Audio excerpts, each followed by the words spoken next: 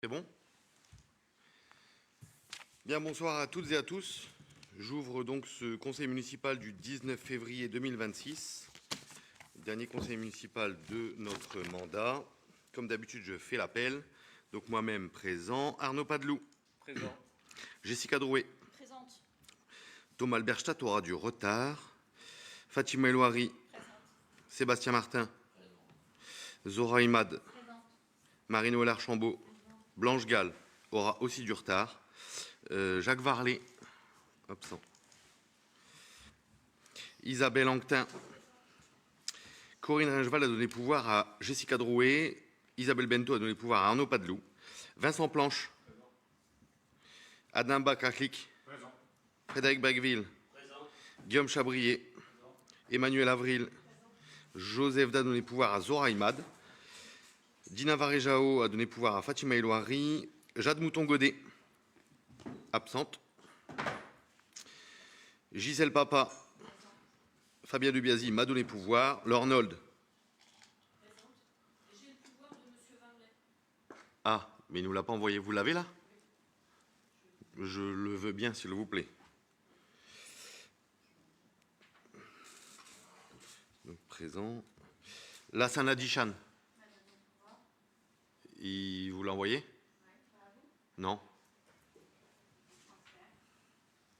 Je veux bien, s'il vous plaît. Nelligo, présente. Et Pierre-Yves Pinchot. Présent. Ah bon? Ok, ben je ne l'ai pas vu. Si vous pouvez me le renvoyer, s'il vous plaît. Il ne s'est pas trompé dans l'adresse mail, c'est bien maire@mesir78.fr. Bon, ok. Du coup, je mets absent pouvoir Nelligo.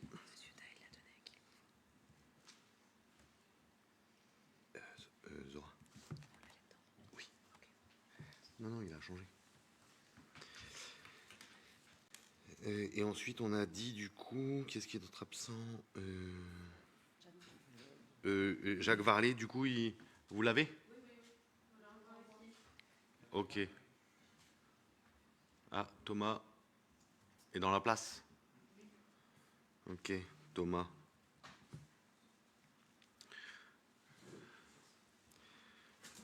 Et donc, Jacques Varlet a donné pouvoir à Lornold. Bien, comme d'habitude, je vous fais passer la feuille de présence.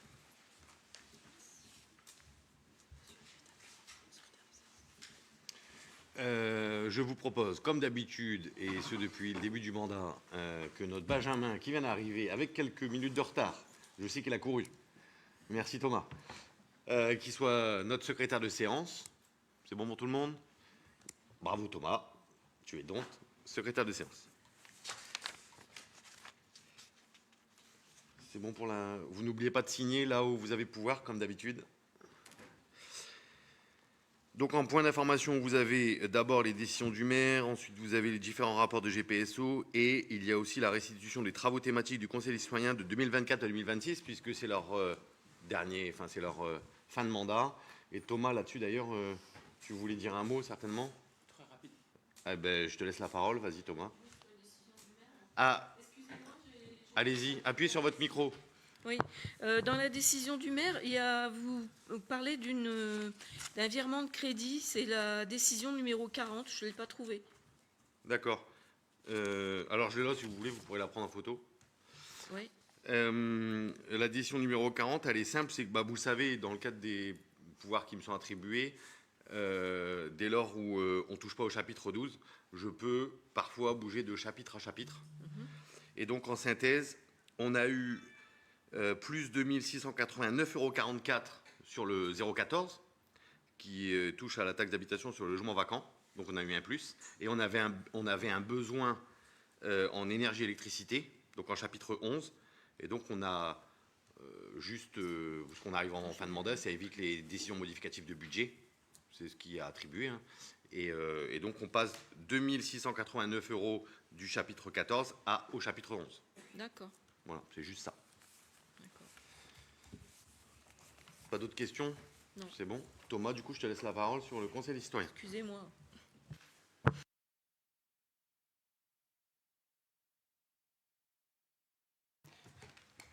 Vous dire juste avec un mot très rapide, donc vous l'avez vu, le Conseil des citoyens s'est réuni pour la dernière fois la semaine dernière.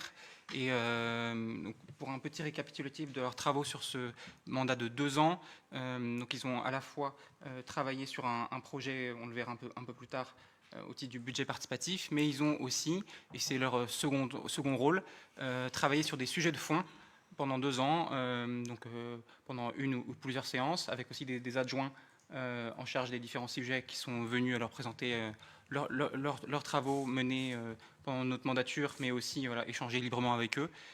Donc ils ont travaillé sur la jeunesse, les solidarités et la transition écologique. Donc j'en profite aussi pour les remercier pour leur investissement, parce que c'est jamais forcément évident de donner de son temps comme ça, mais ils ont été sérieux et on les remercie. Merci beaucoup Thomas, et en effet merci à eux. Ensuite, on arrive sur les points délibératifs. Donc le premier point, c'est l'adoption du procès-verbal de la séance du 1er décembre 2000. Ah pardon. Juste, on a reçu les rapports sur les orientations budgétaires, les prix de la qualité des services et tout ça GPSO. 2025 ou 2024 du coup? Parce que les documents c'est 2024 et la note de synthèse c'est 2025.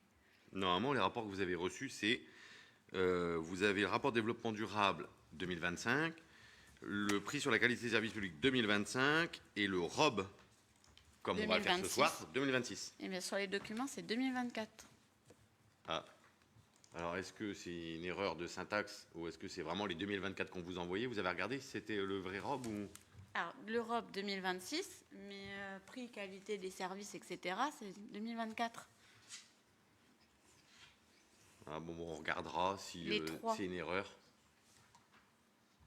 C'est juste un transfert de ce que GPSO nous a envoyé. Hein, donc c'est peut-être GPSO qui s'est trompé aussi. Coup, si mais on va regarder. L'exercice qui était concerné. Ouais. On va regarder parce que ce sont des rapports qui passent en conseil communautaire. Et du coup, je ne sais pas si c'était le rapport de 2024 qu'on voit en 2025 ou si c'est... Ils ont un an de décalage ou s'ils sont trompés de documents. Le rapport développement durable, je vous le dis parce que c'est moi qui le rapporte en conseil communautaire. C'est d'année en année et c'est l'année N-1. Donc c'est sûr que c'est le 2025. Et ben... le rapport, c'est marqué rapport établi 2020. De l'exercice 2025, mais c'est document établi le 1er octobre 2025 par GPSO. Oui, mais du coup, ils ne peuvent pas établir une année qui n'est pas terminée. Donc, l'année dernière, c'était le rapport, je me souviens, je l'avais même présenté en conseil. C'était la même chose ou... Je me souviens plus. Ah oui, c'est... Du coup, c'est bien ce qu'on a reçu, donc à mon avis, c'est le bon. C'est juste que nous, dans la note de synthèse, on l'a mal intitulé, c'est pas 2025. 2024. Ouais. Okay. C'était juste ça. Ok. Très bien. Du coup, point délibératif, point numéro 1, procès verbal de la séance du 1er décembre 2025. Est-ce qu'il y a des demandes de modification? Pourquoi? Le rapport d'orientation budgétaire GPSO, ça intéresse un peu. Si ça peut vous intéresser, mais on vous le donne en point d'information. On n'est pas là pour en débattre ni pour voter. Vous l'avez en point d'information en tant que conseiller municipal. Libre à vous d'en faire ce que vous voulez, comme tous les concitoyens l'ont. Du coup, sur le procès verbal de la séance du 1er décembre, des demandes de modification, je mets aux voix. Qui est contre? Qui s'abstient? Unanimité, je vous remercie. Point numéro 2, il s'agit du renouvellement de la convention avec la Chambre des métiers de l'artisanat dans le cadre de France Service. Monsieur Padeloup, je vous laisse la parole. Merci, monsieur le maire. Bonsoir à tous. Pour rappel, la Chambre des métiers de l'artisanat, le CMA, et la municipalité ont souhaité de manière commune proposer aux artisans de Mézières-sur-Seine et les communes proches alentours un lieu de rencontre et d'échange pour l'accompagnement de ces professionnels par la Chambre consulaire. Une convention de partenariat a ainsi été conclue pour l'année 2024 et renouvelée en 2025. Les deux parties souhaitent poursuivre ce partenariat pour l'année 2026 dans les mêmes termes que la convention initiale. Considérant qu'en s'associant à France Service, la Chambre des métiers de l'artisanat déploie un service de proximité pour les professionnels isolés des métiers de l'artisanat, considérant que ce partenariat permet ainsi à la municipalité d'accompagner et de soutenir l'artisanat sur la commune, il est proposé aux membres du Conseil d'adopter la convention de partenariat entre la commune et la Chambre des métiers de l'artisanat au sein de France Service pour l'année 2026 et d'autoriser Monsieur le maire à la signer et en suivre l'exécution. Bon, vous l'avez compris, c'est une reconduction avec la Chambre de métier. On l'a déjà passé en conseil. Des questions? Bien, je mets aux voix. Qui est contre? Qui s'abstient? Unanimité, je vous remercie. Point suivant, c'est le gros point du conseil municipal. Il s'agit du débat d'adaptation budgétaire 2026. Donc on va, comme d'habitude, vous avez reçu le rapport dans la note de synthèse, avec la note de synthèse, pardon. Et comme d'habitude, on a fait un petit PowerPoint de présentation pour que celles et ceux qui nous suivent dans leur canapé puissent aussi comprendre les enjeux. En tout cas, vous l'avez aussi compris si vous avez lu avec assiduité le rapport, c'est que on fait une simple reconduction approximative du budget 2025 en 2026, en synthèse. Les investissements, ils sont minimaux et on laisse le choix à la prochaine équipe municipale de voter le budget avec ce rapport, mais aussi avec ce qu'ils auront envie. Voilà, l'année 2026 reste une année un peu transitoire, vous le savez tous. Donc on propose un rapport d'orientation budgétaire minimaliste avec très peu d'investissements, libre à chacun, suivant qui gagnera les élections, de faire le budget qu'il aura envie. Du coup, je vous propose d'abord un rappel réglementaire, puisque je rappelle que le débat d'orientation budgétaire est obligatoire pour les communes de plus de 3 500 habitants, ce qui nous concerne, et qu'il faut l'avoir dans les 2 mois précédant le vote du budget. Donc ça veut dire qu'à date, dans maximum 2 mois, on devra avoir voté le budget. Et ce rapport d'orientation budgétaire n'a pas de caractère décisionnel, il permet juste d'être retracé dans une délibération et d'échanger s'il y a lieu. Un petit contexte, comme d'habitude, national et international. Donc, vous le savez, si vous regardez un peu les informations, on est un contexte international un peu complexe avec les différents conflits, un bouleversement économique déclenché notamment par les États-Unis, et au niveau national, avec les changements de gouvernement et le manque de compromis, on a eu une loi de finances, on n'a pas pu adopter une loi de finances avant l'année 2025. Avec une prévision de croissance de 0,9%, l'inflation qui continue de stagner et les Français qui ont du mal à se projeter face à l'incertitude économique. Une dette publique estimée en 2025 à 114,7% du PIB. Un petit point sur la loi de finances 2026 et la loi spéciale. Donc, impossibilité de voter le budget 2026 dans les délais, ce qui donne une loi spéciale au 23 décembre 2025 qui autorise l'État à percevoir l'impôt, qui précise les prélèvements opérés sur les recettes de l'État au profit des collectivités, qui autorise l'État à emprunter et surtout qui autorise les organismes de sécurité sociale à emprunter en 2026. Le gouvernement devra contenir le déficit à 4,7% et utilisation du 49.3 pour cette loi de finances au 23 janvier 2026. Un petit état des lieux de la commune, une fois qu'on a fait le tour de l'international et du national. On a au niveau communal des charges à caractère général qui sont revenues à un niveau proche du début de mandat avec la forte hausse de l'inflation en 2023-2024. Je rassure tout le monde, vous le savez, on paye tous des factures d'électricité, de fluide, de gaz et j'en passe. Ça n'a pas baissé. Ce qui a permis de revenir, le chapitre 11, donc les charges à caractère général, c'est surtout les économies qu'on fait ailleurs qui nous permet de revenir sur un état d'équilibre au chapitre 11 du début de mandat. Les charges de personnel ont quant à elles augmenté suite aux mesures de revalorisation à la fois de 2022 et 2023. Vous le savez, depuis 2020, donc là on a cité 3,5 du point d'indice en 2022 pour les fonctionnaires de collectivités territoriales, ainsi qu'1,5 en 2023. Ainsi que l'augmentation du taux de cotisation, vous le savez, on en a parlé l'année dernière, de CNRACL pour la partie patronale. On aurait pu ajouter aussi les 3 différentes augmentations du SMIC, puisque vous le savez, notamment en enfance-jeunesse, au périscolaire, on emploie beaucoup de gens en CDD, donc ce ne sont pas des fonctionnaires, donc ils ne sont pas concernés par ce qu'on vient de dire, mais ils sont concernés par les 3 augmentations du SMIC. Donc forcément, le chapitre 12, lui, a augmenté. Une gestion rigoureuse des services sur les achats, une baisse de la consommation sur les fluides, puisque vous le savez, on a investi notamment dans les écoles, et on a tout passé en LED, et puis on a investi aussi pour les économies d'énergie. Donc forcément, on a eu une baisse, et je vous le disais l'année dernière, sur l'année de coût N-2, même si nos factures n'ont pas baissé, on a quand même baissé nos consommations de près de 20% en une année. Donc Enedis nous a félicité sur le sujet. On a réalisé des projets sur le mandat 2020-2025. sur l'état des lieux de la commune. Donc France Service, la police municipale qu'on a repris en régie, le cabinet médical, le renforcement de l'offre de sport au stade de la Conche, pour ne citer que cela, et puis une capacité d'autofinancement satisfaisante en fin de mandat, puisque vous le verrez à la fin, on est à 4 ans et 4 mois de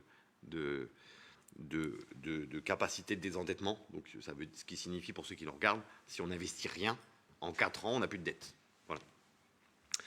Sur les orientations budgétaires de 2026, en tout cas, ce qu'on vous propose, c'est de contenir les effets du contexte inflationniste sur les dépenses de fonctionnement, pérenniser l'autofinancement pour conserver des marges de manœuvre budgétaires pour la prochaine équipe municipale, puisque vous le savez, Mézières, mais comme toutes les communes de France, ont besoin aussi d'investir, ont besoin d'évoluer, et donc il est important de se conserver une importante marge de manœuvre pour pouvoir investir dans les prochaines années.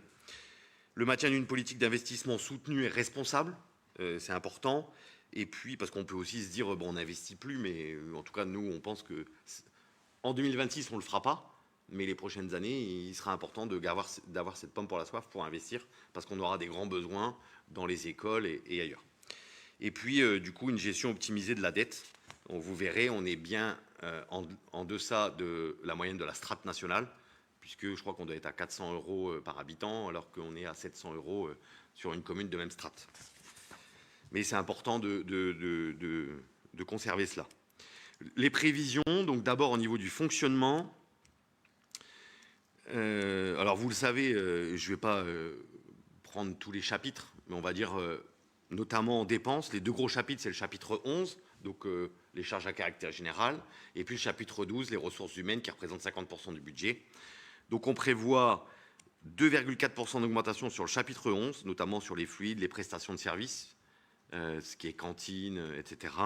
Et puis on imagine pouvoir contenir le chapitre 12, donc les ressources humaines, avec une augmentation uniquement de plus 0,8%.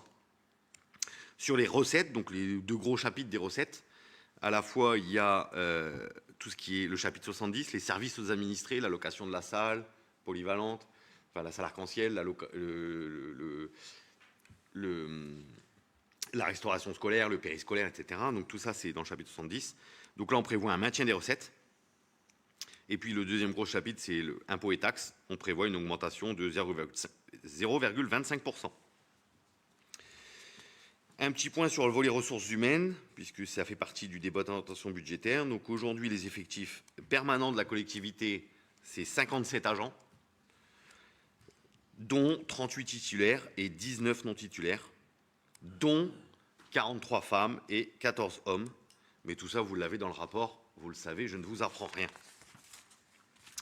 Sur l'investissement, les projections, et c'est ce que je vous disais en préambule, c'est très minimaliste, mais c'est normal, on est en année électorale, et ce n'était pas à nous de promettre et d'investir monts et merveilles. On est sur une année simple, donc principaux travaux 2026, ça sera la préservation de l'édifice, et donc l'église de Mézières, où aujourd'hui, vous le savez, je vous l'ai dit, on a lancé l'étude de sol et l'étude de structure, et suivant ce qui va être dit, ça sera une priorité. Il y aura peut-être des choses à faire en urgence ou pas, mais en tout cas, le budget 2026 devra prendre cet édifice en compte.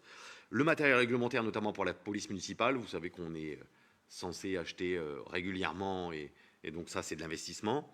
Et puis, uniquement le renouvellement de matériel informatique. Il se peut que dans l'année 2026, il y ait un ordinateur portable qui tombe en panne, etc. Et donc, il y aura, je pense, et j'espère, juste une simple enveloppe pour pouvoir continuer d'investir dans le matériel informatique si besoin. Et forcément, recettes d'investissement, vous avez comme d'habitude la FCTVA, qui a un maintien à taux à 16,40%, la dotation aux amortissements, 205 000 €, et puis la taxe d'aménagement, qui devra arriver en 2026, puisque vous le savez, dans le cadre du cabinet médical, il y a eu des constructions, et là, on touchera la taxe d'aménagement de ces constructions.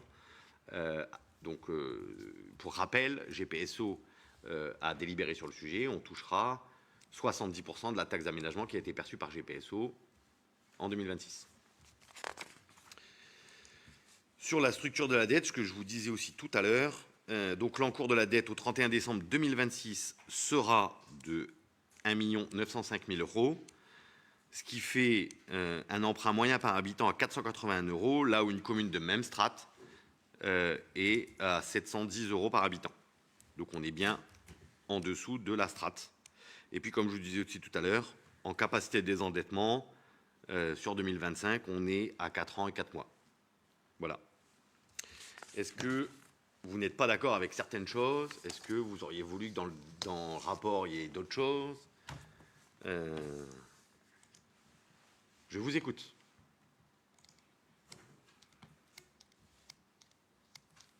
Rien à dire? Bon. Non, on attend de voir les élections. Voilà. Pour Mais, l'instant, c'est une année blanche, vous l'avez annoncé. donc ça vous va? Les décisions seront à prendre par l'équipe Exactement. à les élections. Exactement. Eh bien, parfait. Du coup, je vous demande, chers collègues, de prendre acte de ce débat d'orientation budgétaire 2026. Qui est contre? Qui s'abstient? Unanimité, je vous remercie. Ensuite, M. Padoue, je vous laisse la parole sur le plan de formation des agents communaux pour l'année 2026. Le plan de formation pour l'année 2026 a été élaboré comme les années précédentes en tenant compte des besoins et souhaits des agents et des responsables de service lors des entretiens annuels au terme de l'année 2025. Validé par le comité social territorial dans sa séance du 10 février dernier, le plan de formation regroupe 4 rubriques distinctes: les formations liées à la sécurité, code du travail, les formations obligatoires pour le déroulement de la carrière statutaire, les formations sur demande de la hiérarchie pour l'amélioration des compétences et des savoirs, et enfin les formations sur demande des agents soumis à validation. Connaître l'intérêt de cette démarche participative et de saluer l'engagement des membres du Conseil des citoyens dans la conception de ce projet. Article 3, d'autoriser Monsieur le maire chargé de l'exécution de la présente délibération et de toutes les démarches nécessaires à sa mise en œuvre. Je vous remercie. Merci Thomas. Des questions sur cette délibération? Non? Donc d'abord, Thomas, je te rejoins pour remercier le Conseil des citoyens, puisque on s'était un peu foutu de nous quand on a décidé de créer cet organe. Et tu as eu raison, puisque tu t'es battu et on a montré qu'il était utile, essentiel même pour le débat public. Et tu remercies tout le monde, mais par contre, je tiens réellement à te remercier parce que c'est aussi toi qui anime le Conseil des citoyens. Je sais qu'en plus, tu as augmenté la fréquence des réunions et je voulais vraiment te remercier pour ce que tu as fait pendant tout le mandat sur ce Conseil des citoyens. Donc merci et bravo Thomas. Je mets aux voix cette délibération s'il y a... Oui, Madame Je Noll. peux poser une question? Oui. Les deux autres projets, les jardins participatifs et votre location d'objets, est-ce que ces deux projets-là ont bien fonctionné? Alors, le Conseil des citoyens, c'était pas les jardins participatifs, parce que ça, c'était pas eux. Si, ça en était. Non, c'était pas eux. partie de ça. Non, on a eu une subvention de la région sur les jardins participatifs qui fonctionne, par ailleurs. Ça pourrait fonctionner mieux, mais aujourd'hui, on a quand même, et ça, c'est Madame Drouet qui gère ça, on a quand même quelques citoyens qui vont planter des choses. On a aussi parfois les écoles qui y vont. Bon, ça anime un peu cette place au niveau de l'ancienne mairie et de la maison des associations. Et les deux projets de la première mouture de Conseil citoyen, pour rappel, ils sont simples. C'est le parcours santé du Bois-Coffard et la bibliothèque d'objets. Le parcours santé, comme je l'avais dit, même si on a pris une levée de bouclier, un tribunal administratif sur le sujet, d'ailleurs qu'on a gagné, même si on m'explique que c'est moi qui mets les gens au tribunal, pas du tout, ce sont les gens qui nous ont mis au tribunal et qui ont perdu. Et d'ailleurs, qui ont été condamnés à devoir des dommages d'intérêt à la commune. Je le dis aussi, c'est important de le rappeler. Ce parcours santé, il est utilisé parfois par les assistantes paternelles, par quelques marcheurs, quelques coureurs. Et c'est pas, comme on nous l'avait dit dans certaines tractations, un lieu où il y a des deals de drogue, etc. Il n'y a rien du tout, tout se passe bien. C'est juste du coup un coin qui est entretenu par la collectivité, alors qu'avant on avait un vieux terrain de pétanque qui n'était pas utilisé parce qu'en pente depuis 30 ans. Maintenant, la bibliothèque d'objets, ça a été une idée du Conseil citoyen, poussée, avec une association qui le portait, mais les Mésirois n'ont pas assez répondu présent, donc l'association a dit on arrête. Il y avait 3 adhérents. Enfin voilà, Thomas, oui, tu voulais dire? Mais le projet n'est pas complètement terminé puisqu'il y a une réflexion en fait, pour modifier un peu l'usage qui peut être fait. C'est vrai que la localisation derrière la salle arc-en-ciel n'est peut-être pas optimale, mais le local qui a été commandé pour ce projet est aujourd'hui utilisé par la commune pour différents usages, notamment les festivités. Donc c'est pas de l'argent perdu. Alors, encore une fois, ça reste un modulaire, qui peut être déplacé et suivant les projets, libre à chacun de pouvoir imaginer ce qu'on peut faire avec ce modulaire. Mais en effet, le conseil citoyen a un budget de 20 000 euros par an d'investissement. Ça reste des habitants investis. On ne peut pas leur reprocher d'être investis pour ça. Ils se réunissent, et Thomas les réunit souvent. Et puis aujourd'hui, vous l'avez vu, là, le prochain conseil citoyen, il propose de rénover intégralement, notamment, je pense, qui a poussé ça, c'est qu'on a dépensé un peu dans le stade de la Conche, on a créé un city-stade, etc. Donc il y a plus de familles qui y vont. Et c'est vrai, là, il y a eu un bon coup qui a été fait, un coup de propre dans ce square. Les gens, et notamment le conseil citoyen, nous a dit ça serait bien de mettre des nouveaux jeux, peut-être une pergola, enfin voilà, il y a des choses qui sont prévues. Du coup, ils ont une enveloppe pour ça, ils ont 20 000 euros, ils l'ont économisé sur 2 ans, ça leur fait 40 000. Ils ont ce projet, en tout cas, c'est le conseil municipal, même si j'entends que la minorité n'est pas forcément pour, mais le conseil municipal a décidé, dans le cadre de l'élaboration du budget, d'attribuer cette somme au conseil des citoyens. Faisons confiance aux habitants, et voilà, on verra s'ils ont eu raison de rénover le square de la Villeneuve. Du coup, je mets aux voix, se prend acte. Qui est contre? Qui s'abstient? À l'unanimité, je vous remercie. Monsieur Padeloup, il s'agit d'un groupement de commandes permanent pour la dématérialisation des procédures, modification des besoins. Je vous laisse la parole. En effet, il s'agit de l'adhésion à un nouveau groupement de commandes pour souscription de nouveaux services. Donc, un groupement de commandes permanent a été constitué par le CIG Grande Couronne en 2021 et a notamment pour objet de permettre aux collectivités les prestations suivantes: la dématérialisation des procédures de marché public, la télétransmission des actes soumis au contrôle de la légalité, la télétransmission des flux comptables, la fourniture de certificats pour les signatures électroniques, les convocations électroniques, les parapheurs électroniques. Par la délibération 2022-009 du 15 février 2022, le conseil municipal a décidé d'adhérer au groupement de commandes susmentionné et a acté les besoins suivants: le lot 1 pour la dématérialisation des procédures de passation des marchés, le lot 2 pour la télétransmission des actes soumis au contrôle de légalité, le lot 3 pour la dématérialisation de la comptabilité publique, le lot 4 pour la fourniture de certificats de signature électronique, le lot 6 pour la fourniture d'une solution de parapheur électronique. Les marchés notifiés pour la période 2022-2026 répondant aux besoins du groupement arrivent à échéance le 31 décembre 2026 et doivent faire l'objet d'une remise en concurrence dont la date de prise d'effet est fixée au 1er janvier 2027. À l'occasion de cette remise en concurrence périodique, la collectivité a réévalué son besoin. Aussi, elle souhaite participer à la prochaine mise en concurrence pour le lot 1, dématérialisation des procédures de passation des marchés publics uniquement. En effet, par son adhésion au syndicat AGEDI, les autres solutions dématérialisées sont désormais incluses dans l'adhésion à ce syndicat.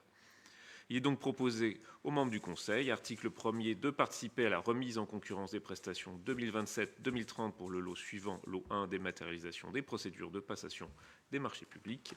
Article 2, d'autoriser son représentant légal à prendre toutes les dispositions concernant les préparations, passations, exécutions et règlements des marchés et ou accords cadres à venir dans le cadre du groupement.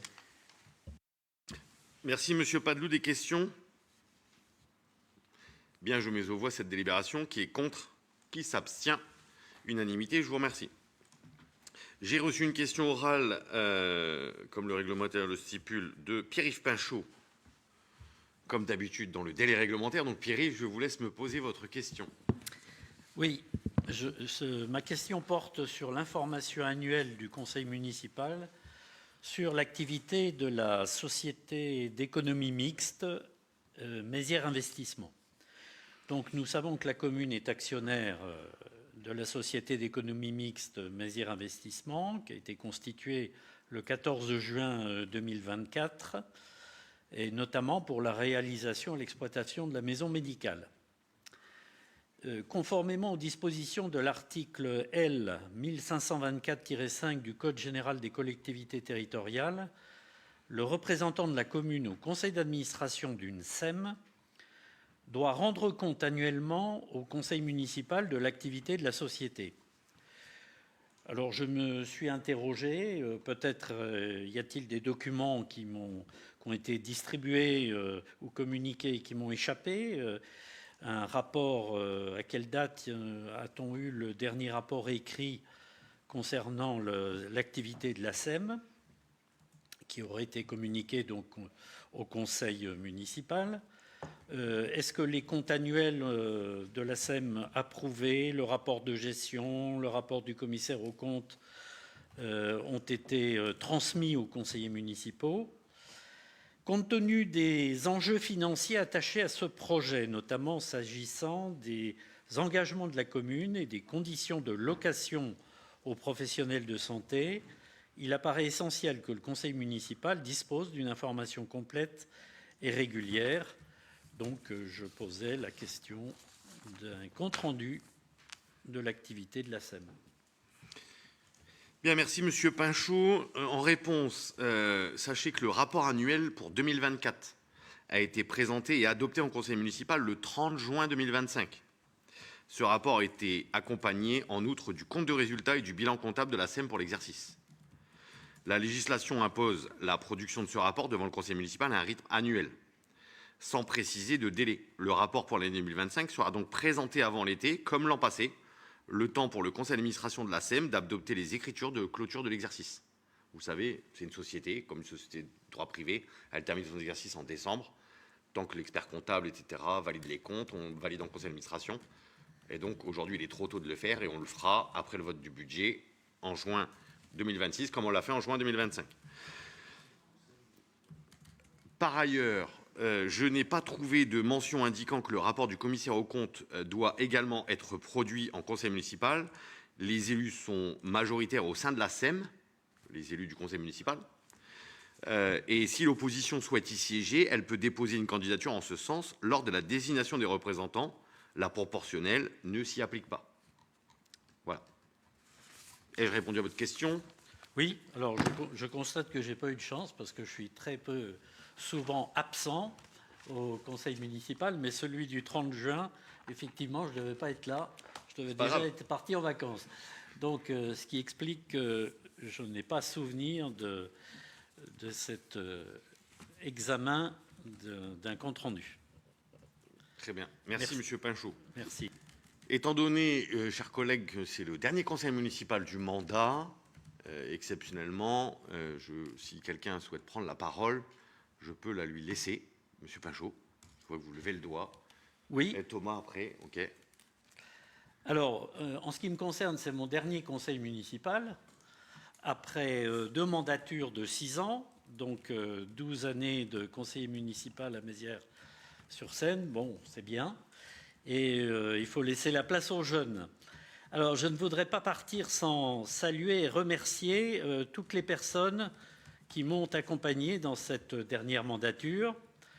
Je voudrais saluer d'abord tous les personnels municipaux dont j'ai pu apprécier le dévouement et le souci de rendre le meilleur service aux habitants. Alors, j'ai une dernière expérience récente qui est d'avoir participé au déjeuner intergénérationnel. J'ai voulu voir ce que c'était en tant qu'élu. Et donc, j'ai partagé le repas dans la cantine scolaire avec les petits et les grands. Enfin, je n'ai pas déjeuné 2 fois quand même. Mais... Voilà. Donc, j'ai vu la qualité des jeunes, parce qu'il y a des jeunes qui encadrent, et aussi des moins jeunes qui encadrent le périscolaire. Et j'ai vu aussi le dévouement des personnels de la cantine. Bon, j'ai eu de la chance parce que ce jour-là, l'après-midi, c'était l'après-midi des crêpes de la Chandeleur à l'espace jeune. Donc je suis resté, évidemment, et j'ai pu jouer au baby-foot avec l'un de nos jeunes ados qui était très entraîné, très sympathique, mais très entraîné, ce qui fait qu'il a gagné la 3e manche. Et puis après, j'ai fait un rumicube. Là encore, une joueuse a déposé tous ses jetons sous mon nez. Là, j'allais faire la même chose. Donc, manque d'entraînement de ma part. Mais j'ai constaté, en tout cas, qu'il y avait une très bonne ambiance dans le périscolaire. Dans beaucoup d'autres domaines que le périscolaire, j'ai constaté la qualité de travail des personnels municipaux et je voudrais les saluer amicalement. Je voudrais remercier particulièrement Madame Estelle Roulanouchi, qui est notre directrice générale des services, avec laquelle, je dirais, tout s'est bien passé. aucun conflit de retranscription, de réunion, aucun débat sur l'interprétation des déclarations, comme on voit parfois dans certains conseils municipaux. Elle a fait preuve d'une neutralité totale vis-à-vis des élus minoritaires, et c'est une égalité de traitement qui honore la fonction publique territoriale.